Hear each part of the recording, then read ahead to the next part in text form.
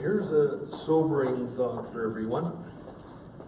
Imagine that you're having your worst day. Nothing's going right. You're angry, you're upset. And that day gets recorded in the #1 bestseller. And it's there for all of history. I think that's partly what we're going to be looking at here today. My introduction, the rest of my introduction here is from Warren Wiersbe, and it's called A Masterpiece in Pieces. Philosopher George Santayana called the human family one of nature's masterpieces. If that's true, then many of these masterpieces have become nothing but pieces because they forgot the master. Genesis 27 describes such a family. Had I been alive during the patriarchal times, I probably would have predicted great success for Isaac and Rebekah. After all, Isaac was a dedicated man who had put himself on the altar in obedience to the Lord. In Genesis 22:9, we hear when Abraham took Isaac to be sacrificed. And in Romans 12:1, we're told to present our bodies as a living sacrifice, holy, acceptable to God. A little bit of history of Isaac and Rebekah. When Isaac was 40 years old, he trusted in God to choose his wife Rebekah. Isaac loved his wife according to Scripture.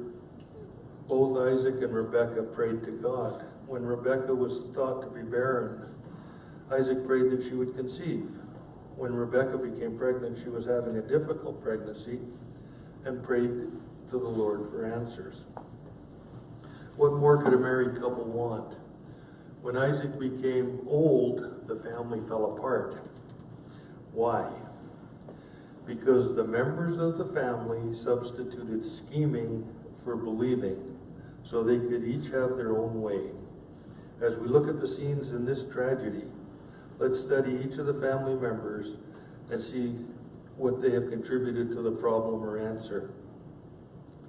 Last night, Mary and myself went to a movie, and it was Bohemian Rhapsody. And in the movie, Freddie Mercury refers to the band as family. And as the movie goes along, you see different scenarios playing out. And you see different bits of scheming and stuff. And it almost breaks up the family. Okay, so Genesis 27. Now it came to pass when Isaac was old and his eyes were so dim that he could not see, that he called Esau, his older son, and said to him, "My son." And he answered him, "Here I am." Then he said, "Behold, now I am old, and I do not know the day of my death. Now therefore, please take your weapons, your quiver and your bow, and go out to the field and hunt game for me. And make me savory food, such as I love, and bring it to me that I may eat, that my soul may bless you before I die." Isaac's half-brother Ishmael died at 137 years of age. Isaac is now 137 and was aware of his mortality and his failing body. We read that his eyesight was dim. And he's called Esau to come in to see him. So we can assume that he was bedridden, that his body was failing.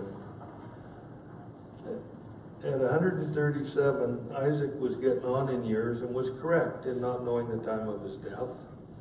He lived till he was 180, another 43 years. When we think of Isaac being 137, we know that Esau is not a young teenager, but actually 77 years old. So 77, he's still going out and hunting and preparing food. it's interesting when people are on their deathbed, some of the things they say, and it kind of reflects where they are in their life. P.T. Barnum, probably a partner in Barnum and Bailey in the circus, his words while he was on his deathbed, what were today's gate receipts? Napoleon, when he was on his deathbed, Army, head of the army, he wanted to talk to the army, and who knows what he wanted to say to them. Henry David Thoreau, he was a naturalist. When he was dying, he said 2 words: Indian, moose. But we see Isaac here thinking that the end of his life is near, and all he wants is a meal of savory venison. When Abraham prepared for his death, his focus was on getting a bride for his son and maintaining the covenant promise. King David arranged the building of the temple. Paul's desire was that Timothy be faithful to preach the word and protect the faith. Isaac was also going to bless Esau, and this blessing would have been contrary to God's plan. Genesis 27:5. Now Rebekah was listening when Isaac spoke to Esau his son, and Esau went to the field to hunt game and to bring it. So Rebekah spoke to Jacob her son, saying, "Indeed, I heard your father speak to Esau your brother, saying, bring me game and make savory food for me, that I may eat it and bless you in the presence of the Lord before my death. Now therefore, my son, obey my voice according to what I command you. Go now to the flock and bring me from there 2 choice kids of the goats, and I will make savory food from them for your father, such as he loves. Then you shall take it to your father, that he may eat, and that he may bless you before his death." And Jacob said to Rebekah his mother, "Look, Esau my brother is a hairy man, and I am a smooth-skinned man. Perhaps my father will feel me, and I shall seem to be a deceiver to him, and I shall bring a curse on myself and not a blessing." But his mother said to him, "Let your curse be on me, my son. Only obey my voice and go get them for me." And he went and got them and brought them to his mother, and his mother made savory food such as his father loved. Then Rebekah took the choice clothes of her elder son Esau, which were with her in the house, put them on Jacob her younger son. And she put the skins of the kids of the goats on his hands and on the smooth part of his neck. Then she gave the savory food and the bread which she had prepared into the hand of her son Jacob. So we got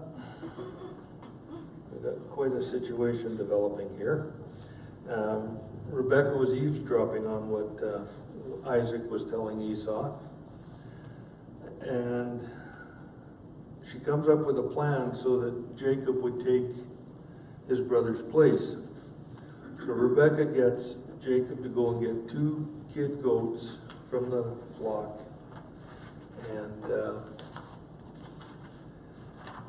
and she's going to cook these goats into a savory meal.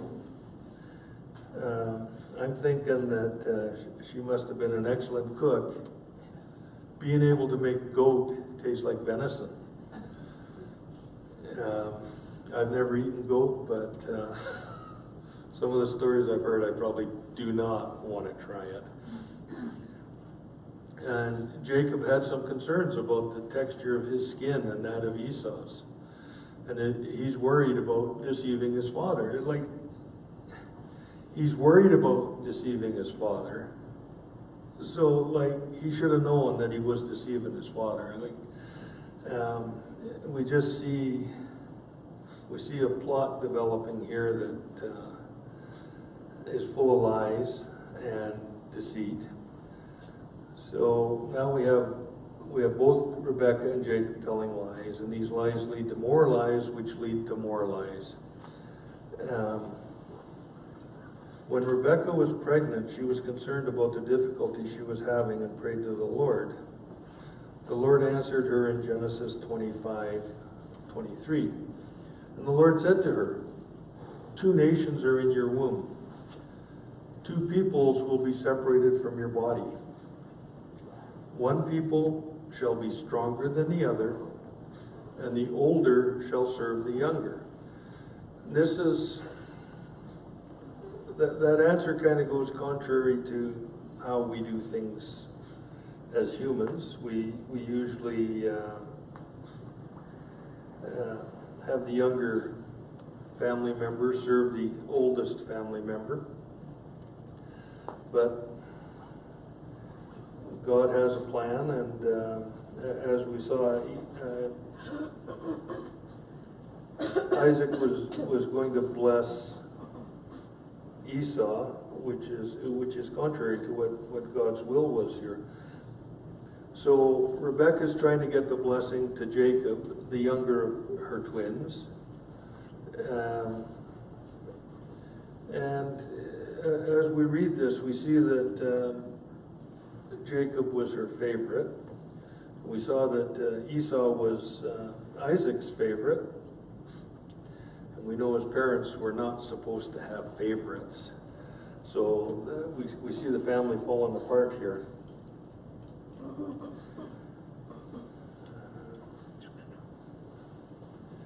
So Jacob was worried that his father would catch on that it was Jacob and not Esau that was going in to see him. And so Jacob's worried that he's going to get a curse rather than a blessing. So Rebekah says, don't worry about that. If there's a curse, let it be on me. So again, convincing Jacob to carry on with the deceit here. And she tells Jacob to do what she tells him to do. Rebekah dresses Jacob in Esau's clothes. Now Esau's married, and we would assume he has his own tent, and you would think all his clothes would be there, but because he's an outdoorsman and stuff like that, this is probably a set of dress clothes, as we would call them. And these are probably clothes that he maybe got married in or something like that. So we know how mothers like to hang on to memories and things like that. So she probably had this set of clothing of Esau's, and she got Jacob dressed up in them. And then she covers his arms and his neck in the goat skin to simulate Esau's hairy body. I just can't imagine how hairy Esau is, that patches of goat skin on his body would simulate how hairy Esau was. I know I've come across animal hides with fur on them, and you rub them, and it's like, okay, like I can't imagine a human feeling exactly like that. Now another thing about the clothing, Esau was an outdoorsman, and because he's out in the woods all the time hunting and things like that, he would have a particular odor that would be relative to the surroundings that he would be in. So Genesis 27:18. So he went into his father and said, "My father." And he said, "Here I am." "Who are you, my son?" Jacob said to his father, "I am Esau, your firstborn. I have done just as you told me. Please arise, sit, and eat of my game, that your soul may bless me." Now we have the stage set. All the props. Jacob goes into Isaac and announces himself. Isaac asks who he is, and we know Isaac's eyesight was dim. And we kind of wonder whether his hearing was failing too. But here comes another lie. Jacob claims to be Esau, the firstborn, and claims that the game is his. But Isaac said, Genesis 27:20, but Isaac said to his son, "How is it that you have found it so quickly, my son?" And he said, "Because the Lord your God brought it to me." Now Jacob is giving credit to the Lord for the game. So now he is not only lying to himself and father, but to the Lord. Using the Lord to cover a sin is a step towards blasphemy. Genesis 27:21. Then Isaac said to Jacob, "Please come near, that I may feel you, my son, whether you are really my son Esau or not." So Jacob went near Isaac his father, and he felt him and said, "The voice is Jacob's voice, but the hands are the hands of Esau." And he did not recognize him, because his hands were hairy like his brother Esau's hands. So he blessed him. Then he said, "Are you really my son Esau?" He said, "I am." He said, "Bring it near to me, and I will eat of my son's game, so that my soul may bless you." So he brought it near to him, and he ate. And he brought him wine, and he drank. Then his father Isaac said to him, "Come near now, and kiss me, my son." And he came near and kissed him. And he smelled the smell of his clothing, and blessed him, and said, "Surely the smell of my son is like the smell of a field which the Lord has blessed." In this section, it would appear that Isaac is suspicious of who is with him. But Isaac uses touch, sound, and smell to try and verify that this is Esau. He even asks, "Are you really my son Esau?" And again, it's like, I just find it tough to believe that this goat skin felt like his hairy son. Genesis 27:28. Therefore may God give you the dew of heaven, of the fatness of the earth, and plenty of grain and wine. Let people serve you, and nations bow down to you. Be master over your brethren, and let your mother's sons bow down to you. Cursed be anyone who curses you, and blessed be those who bless you. So Isaac must have been convinced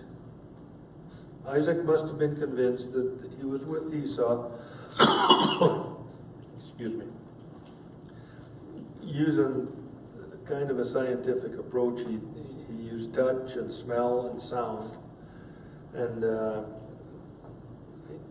he's pretty convinced, and so he goes ahead and gives the blessing to Jacob that he had intended to go to Esau.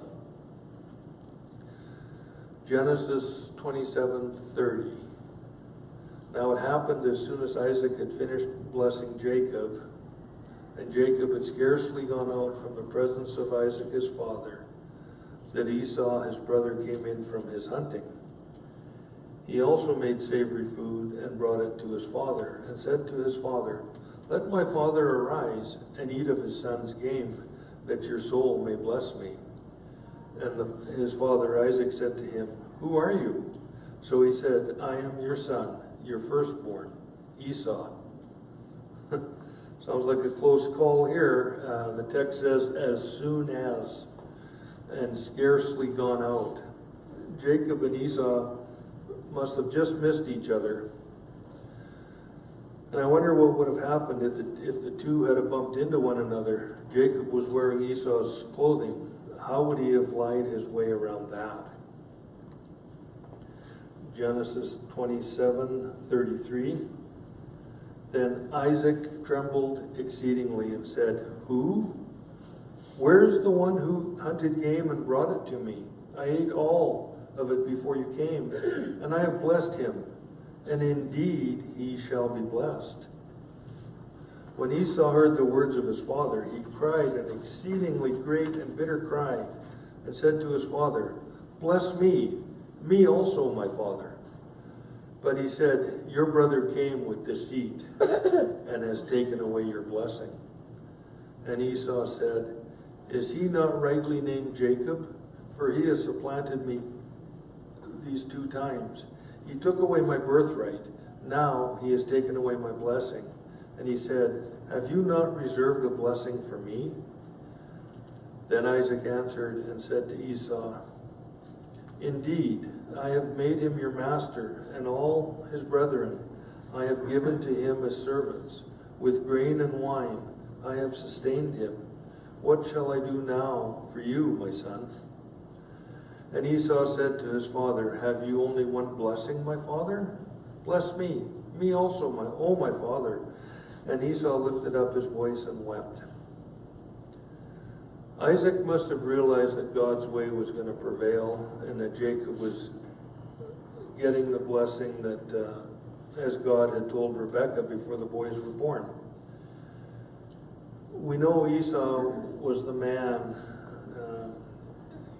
He was out in the woods hunting and in the fields, and so he was quite a man, just in all that he did.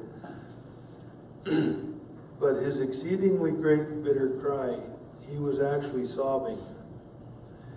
In the Hebrew language, this is an emphatic expression describing a painful, plaintive wail. And then Esau asks if Isaac has reserved a blessing for him. Isaac outlines the blessing that he gave Jacob, and Esau continues to weep. Genesis 27:39. Then Isaac his father answered and said to him, "Behold, your dwelling shall be of the fatness of the earth, and the dew of heaven from above. By your sword you shall live, and you shall serve your brother. And it shall come to pass, when you become restless, that is, you shall break his yoke from your neck."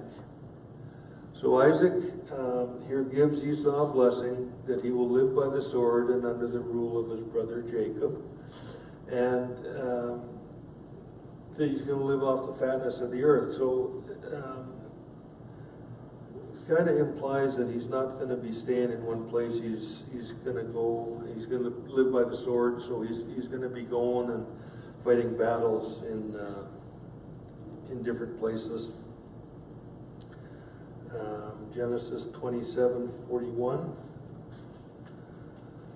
So Esau hated Jacob because of the blessing with which his father blessed him. And Esau said in his heart, "The days of mourning for my father are at hand, and then I will kill my brother Jacob." And the words of Esau, her older son, were told to Rebekah. So she sent and called Jacob, her younger son, and said to him, "Surely your brother Esau comforts himself concerning you by intending to kill you. Now therefore, my son, obey my voice, arise, flee to my brother Laban in Haran, and stay with him a few days until your brother's fury turns away. Until your brother's anger turns away from you, and he forgets what you have done to him. Then I will send and bring you from there. Why should I be bereaved also of you both in one day?" Of course, Esau is very angry with Jacob, so much so that he plans to kill him after their father Isaac passes away. Rebekah, who seems to, we saw in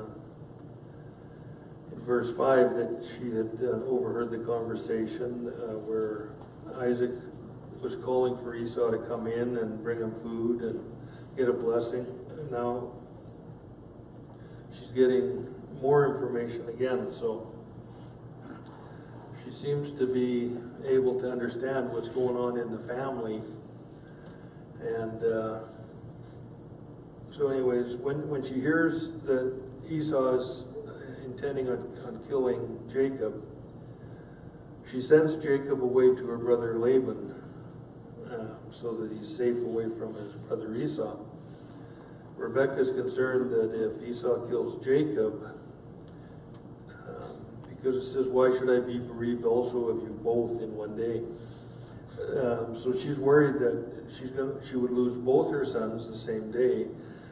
She's possibly thinking that if Esau was to kill Jacob, that somebody would kill Esau in revenge.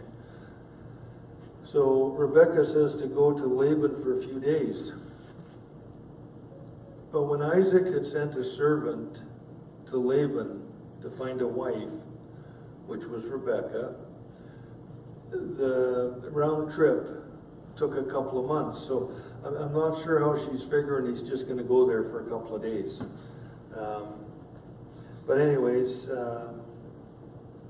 Jacob stayed with Laban over 20 years, and Rebekah never saw her son on earth again. We see a family that has become dysfunctional and start telling lies. There are consequences that led to separation of the family.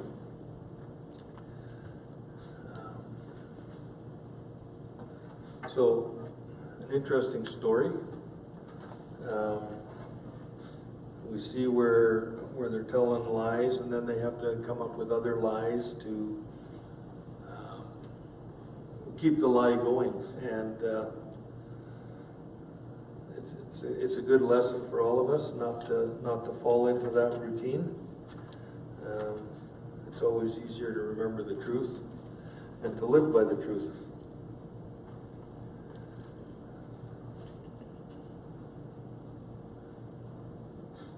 Lord, we just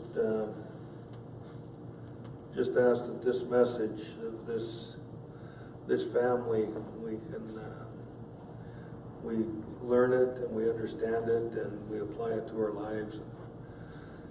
Just we don't want to get into a situation where